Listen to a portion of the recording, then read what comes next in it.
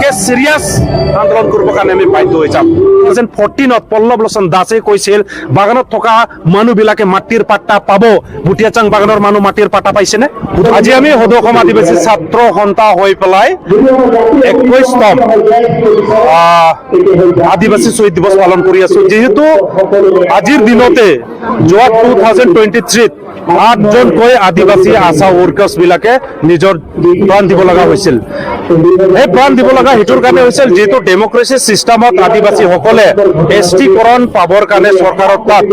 গণতান্ত্ৰিক হিচাপত দাবী জনাই পেলাই 12 ঘণ্টা সম্বন্ধ দিয়া হৈছিল না গণতান্ত্ৰিক হিচাপত পালন কৰা সময়তে নিৰ্দোষী আদিবাসী আশা ওয়াৰ্কাৰ বিলাকক আদিবাসী ছাত্ৰ সন্থাৰ ওয়াৰ্কাৰ বিলাকক পুলিচৰ হৈতে অসম পুলিচৰ হৈতে গুলি চালনা কৰি পেলাই একজনক তেখেতসকলে গুলি মাৰি মৃত্যুলৈ তেখেতসকলে কনভাৰ্ট কৰিলে গতিকে সদৌ অসম আদিবাসী ছাত্ৰ সন্থা আমি দুখ পাইছো যেহেতু গণতান্ত্ৰিক আমি সকলোৱে মানুহ আজি গণতান্ত্ৰিক হিচাপতে ভাৰত স্বাধীন হৈছিল আৰু গণতান্ত্ৰিক হিচাপতে আজি আমাৰ ভাৰতৰ সকলো এডমিনিষ্ট্ৰেশন সিস্টেম বিলাক চলি আছে তাৰ পিছতো কিন্তু অগণতান্ত্ৰিক কৰা মানুহবিলাক কিন্তু আজি সৰকাৰেৰ মানুহ হয় আজি গণতান্ত্ৰিক কথাটোক আমাক বুঝাব খোজে কিন্তু তেখেতসকলে যে অগণতান্ত্ৰিক কৰি আছে এটো কোনে ধৰিব এটোৰ কাৰণে এই বৰ্তমানৰ ৰুলিং গভৰ্ণমেণ্টক আমি ক'ব খোজো যেটো আদিবাসী বিলাক আজি দুখীয়া যে হৈ আছে কাৰ কাৰণত এটো চেক কৰাৰ কাৰণে কিন্তু এটা ৰুলিং গভৰ্ণমেণ্টৰ কাম হয় আজি দুখীয়া মানুহ আনএডুকেটেড বুজি নপোৱা এই মানুহক লাইনত আনিবৰ কাৰণে মেইন ষ্ট্ৰীমত আনিবৰ কাৰণে চৰকাৰৰ এটা ডাঙৰ কাম আছিলে সেইটো নকৰি পেলাই অগণতান্ত্ৰিক কৰাটোতো চৰকাৰে কিয় কৰি আছে এটো সবতকে দুখ লগা কথা আজি মাটিৰ ক্ষেত্ৰত ক আজি আদিবাসী বিলাক 1886 চ্যাপ্টাৰ 10 ৰ দ্বাৰা প্ৰটেক্ট ক্লাছ বুলি কয় কিন্তু আজি হুদকচোন আদিবাসী বিলাক যুগ যুগ ধৰি থাকাৰ পিছতো আজি মাটিৰ পাট্টা পাইছে নে তেতিয়া হলে 1886 চ্যাপ্টাৰ 10 হয়তো ব্ৰিটিছৰ সময়তে পাইছিলে তেতিয়া হলে ভাৰত চৰকাৰ আমাক কি দিলে ব্রিটিশে তো কমসে কম প্রটেক্টেড ক্লাস হিসাবত 1886 চ্যাপ্টার 10 টো দিছিলে কিন্তু আজি ভারত স্বাধীন হওয়ার পেছতে ভারত সরকারে আদিবাসী কি দিছে এটা মান দেখাব এই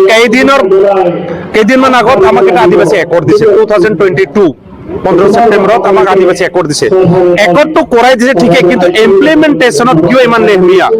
আজি 1000 কোটি টকা দি পেলাই আদিবাসীক অসমত ডেভেলপ কৰাৰ এটা ডাঙৰ পৰিকল্পনা বুলি কৈছে এটো ভাল পাইছো ওয়েলকাম জনাইছো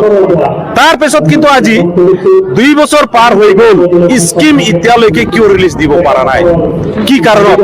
আৰু যেটো এডমিনিষ্ট্ৰেশন সিস্টেম বনাইছে আমাৰ আদিবাসী ওয়েলফেয়াৰ এন্ড ডেভেলপমেন্ট কাউন্সিল এটো একেবাৰে মানে কি কম কাউন্সিল পাইছো তো ওয়েলকাম কৰিছো কিন্তু যেটো সিস্টেম হয় এটো কিন্তু গ্ৰহণযোগ্য নহয় নিচিনা লাগে কাৰণ এটো আৰু আপডেটমেন্ট হ'ব লাগে কাৰণ 2 বছৰ পাৰ হৈ গল একো কাম হোৱা নাই এটোৰ কাৰণে আমি সৰকাৰক দাবী কৰিব খোজো এ ডব্লিউডিসি দি পেলাই আদিবাসী ডেভেলপমেন্ট কাউন্সিলক দি পেলাই মানে যেটো রেসপন্সিবিলিটি পৰা সাইড কাটলি নহব আমাক এটাই লাগে আদিবাসী এসটি করণ আজি আদিবাসীক যদি এসটি নিদে কোনো ডেভেলপ নহব মিছা কথা একদম প্রমাণ হল কারণ মাটি পাব লাগলে আমার প্রটেক্টেড ক্লাস হিসাবত আমার মাটিয়ে নাই আজি মণ্ডলত কোন আছে আমার আদিবাসীতে এটা মণ্ডল নাই এটা মুহুৰীও নাই তেতিয়া হলে এই মাটিবিলাক আমাৰ আদিবাসী বিলাক কেনেকুৱা পাব আজি বাগানত যুগ যুগ ধৰি আছে তাৰ প্ৰেছতো 2014 পল্লৱ লোচন দাসে কৈছিল বাগানত থকা মানুহবিলাকে মাটিৰ পাট্টা পাব বুটিয়াচাং বাগানৰ মানুহ মাটিৰ পাট্টা পাইছে নে বুধকচোন কিয় পোৱা নাই 2014 কোৱাৰ পিছত আজি 2024 হল এজনো পোৱা নাই তিতালে দুখৰ কথা হয় না নহয় আজি যদি জাল জাল জামিন থকা আদিবাসী যদি মাটি নাপায় তিতালে কি হৰ আদিবাসী লগতে কাস্ট সাৰ্টিফিকেট পৰিচয় দিয়াতো খেলিমেলি কৰাৰ সৰকাৰেৰ একটা ষড়যন্ত্ৰ কোনবা এটা জাতি নিজৰ জাতিৰ নামত জিয়া থাকাটো কিবা বেয়া হল নেকি অসমীয়া হিচাপত জিয়া থাকাটো কিবা বেয়া হয় নেকি আদিবাসী হিচাপত জিয়া থাকাটো কিবা বেয়া হল নেকি তাৰ পেছতো আদিবাসীত আমি এমান জনগোষ্ঠী আছো উৰাং মুণ্ডা সান্তাল খাড়িয়া উড়িয়া সাউৰা পৰ্জা ভূমিজ বাড়াক হেতকে পৰ্জা ভূমিজ বাড়া হিচাপত কিয় থাকিব নিদিয়ে কিয় জবৰদস্তি চাহ জনগোষ্ঠীত ভৰাই পেলাই শেষ কৰি দিয়ে কিয় আর আজি চা জনগোষ্ঠীর নামত ফান্ড আয় কিন্তু সেই ফান্ডটো যে বেলেগত গুচি যায় আদি চা জনগোষ্ঠীর নামত কোটা আহে ডক্টৰৰ কোটা আহে হায়াৰ স্টাডিজৰ কোটা আহে এই কোটাত পাইছে নে আমাৰ মানুহ কিয় নাপায় তাতো দেখা পাও কোনবা যিবিলাক কোটাত নপৰে ক্ৰাইটেৰিয়াত নপৰে সেই মানুহবিলাক পাই আছে কিয় কাৰণ যেটো অপ্ৰিভিয়েশন হয় চা জনগোষ্ঠী টোটেল ৰং আৰু যি চা জনগোষ্ঠী জাতীয় সন্মিলন যি কেটা আইডেন্টিফাই বা যি কেটা জাস্টিফাই কৰে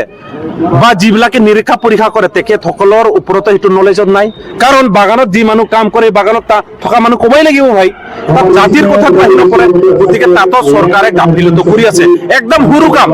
নিজৰ জাতিত আইডেন্টিফাই কৰি দিয়াৰ কাৰণে চৰকাৰে অতি সোনকালে কৰি দিব লাগিছিল আজি আমি ওৰাং মুণ্ডা চান্তাল খেৰীয়া হিচাপত জীয়াই থাকিব খুজিছো সেইটো দিয়াত কি যায় চৰকাৰৰ কি লছ হয় আজি কোনবা কোচ মানুহ কোচ হিচাপত জীয়াই থাকব নে বেলেগ বড়ো হিচাপত জীয়াই থাকব কওকচোন এতিয়া বড়ো মানুহক আপুনি বড়ো হিচাপতে জীয়াই থাকিব দিব লাগিব না এই বড়ো মানুহক আপুনি অসমীয়া হিচাপত থাক বুলি ক'লেতো নহ'ব না ঠিক তেনেকেই আদিবাসীক আমাক আদিবাসী হিচাপত জীয়াই থাকিব দিব লাগে আজি সেইটোৰ কাৰণে আইডেন্টিটি এছটি মানে কি আইডেন্টিটি আমাৰ আইডেন্টিটি ক্ৰাইচিছ হৈছে আমাৰ আইডেন্টিটি খতম কৰা হৈছে আইডেন্টিটি যদি নাথাকে তেতিয়াহ'লে পলিটিকেল ৰাইটছ এডুকেশ্যনেল ৰাইটছ তাৰপিছত ইকনমিক ৰাইটছ ক'ত পাব নাপায় সেইকাৰণে আজি আমাৰ আদিবাসীবিলাক দুখীয়া তাৰপিছত চৰকাৰে ক'লে হ'ব নেকি আদিবাসীবিলাক দুখীয়া হয় মদ খোৱা হয় চৰকাৰে কওক না কোন মানুহ মদ নাখায় কোনে নাখায় মদ এই বিয়েৰ বাৰবিলাক গুৱাহাটীত আছে যে ডিস্কো বাৰবিলাক আছে কি আদিবাসী নাচিব যায় নেকি কওকচোন তাত কিমান হাজাৰ হাজাৰ দামৰ মাল খায় দাৰু খায় কিন্তু আদিবাসীবিলাক সাধাৰণ গাঁৱলীয়া মদ খাই দিয়ে সেইটোৱে বদনাম দি দিয়ে আৰু কয় আদিবাসীবিলাক মদ খোৱা জাতি আৰে ভাই আদিবাসীক একবাৰ পাৱাৰটো দিয়ক না আদিবাসীৰ ৰাইটটো দিয়ক আপোনালোকে কিয় এৰিয়া ৰেষ্ট্ৰিকশ্যন কৰি ৰাখিছে এরিয়া রেজিস্ট্রেশনটা উঠাই দিয়ক আমি তো অলরেডি ট্রাইবেল ভারতের সংবিধান according to আরজিআই register general of India হিসাবত আমি ট্রাইবেল হয় কিন্তু আমাক আপোনালোকে এরিয়া রেজিস্ট্রেশন কৰি পেলাই কিয় নন ট্ৰাইবেল বনাই ৰাখিছে সেইটো কওক কাৰণ ব্ৰিটিছ থকা সময়ত আমাৰ আদিবাসীবিলাক অসমতো ট্ৰাইবেলে আছিল সেইটোৰ কাৰণে গোসাইগাঁৱত কি সাঁওতাল পাৰগানা আছিলে সেইটো আপোনালোকে কিয় শেষ কৰাই দিছে সেইটোৰ কাৰণে আমি ক'ব খোজো চৰকাৰক সঁচাকে আদিবাসীৰ কাৰণে যদি কাম কৰিব খুজি আছে তেতিয়াহ'লে আদিবাসীক এছটি দিলেহে আদিবাসী জাতিটো বাচিব ভাষা বাচিব আদিবাসীৰ সম্পত্তি বাচিব আদিবাসীৰ মা ল'ৰা ছোৱালী বাচিব নহ'লে কিন্তু আদিবাসীৰ বাচাৰ একো ৰাস্তাই দেখা পোৱা নাই কাৰণ পইচা পাতিটো আজি ভাৰত স্বাধীন হোৱাৰ পিছতো দি আছে এক্সি গাৰ্ডেন টি গাৰ্ডেন নামত ফাণ্ড আহে হাজাৰ হাজাৰ কোটি টাকা ক'ত যায় কোনেও গম নাপায় কাৰ পকেটত যায় যদি সঁচাকে এইটো মিছলিড হৈছে তেতিয়াহ'লে চৰকাৰে কিয় চেক কৰা নাই কিয় অৰিজিনেল জাগাত ইমপ্লিমেণ্টেশ্যন হোৱা নাই বুলি চৰকাৰেতো তদন্ত কৰিব লাগে এভলিউশ্যন কৰিব লাগে কিয় কৰা নাই খালি মাত্ৰ ব্লেম দিলে নহ'ব নহয় খালি ব্লেম দিয়ে আদিবাসীকে ও দিয়া এ দিয়া ও দিয়া তেতিয়াহ'লে ডেভেলপ হোৱা নাই কিয় আজি আদিবাসী কেইটা ডক্টৰ আছে কওকচোন আজি ডক্টৰ কোটাত আমাৰ আদিবাসী নাপায় আজি ইঞ্জিনিয়াৰ কোটাত ইঞ্জিনিয়াৰ এটা হ'ব নোৱাৰে সাধাৰণ গেট চকীদাৰে নাপায় ফৰ গ্ৰেড চাকৰিত আমাৰ আদিবাসী নাপায় তাতকে দুখ লগা কথা কি হ'ব এইটোৰ কাৰণে আমি দুখৰে ক'ব লগা হৈ আছে তাৰ কাৰণেতো আমি সংগ্ৰাম কৰিছিলো তাৰ কাৰণে আমি সংগ্ৰাম কৰিব কাৰণে বাধ্য হৈছো আমি সংগ্ৰাম বা আন্দোলন কৰাৰ কাৰণে আমি ভাল নাপাওঁ আন্দোলন কৰিয়ে ভাল নাপাওঁ কিন্তু চৰকাৰে আমাক বাধ্য কৰাইছে এইটো কাৰ ভুল আমাৰ চৰকাৰৰ চৰকাৰে নিজৰ ভুলটো সাইড কাটি পেলাই আমাৰ ভুল দেখাব খুজিলে নহ'ব গতিকে চৰকাৰক ক'ব খোজো যে আপোনালোকে যেটো ৰিপ্ৰেজেন্টেটিভ অফ দ্য পাব্লিক হয় you are the representative of Indian citizen সেই হিচাপতে আপোনালোকে কাম কৰক অন্যথা কিন্তু আদিবাসীতে কিন্তু হাবুটি নপৰে আৰু মনে মনে নাথাকে অধসম আদিবাসী ছাত্ৰ সন্থা অথনিও কৈছো অলৰেডি আমাৰ আলোচনা বিলোচনা অলমষ্ট ফাইনাল হৈছে আমি কিন্তু এতিয়া অধিক বা ইয়াতকে চিৰিয়াছ আন্দোলন কৰিবৰ কাৰণে আমি বাধ্য হৈ যাম তাৰ দায় বৰ্তমানৰ চৰকাৰৰে হ'ব তাত কিন্তু আমাক কৈলাম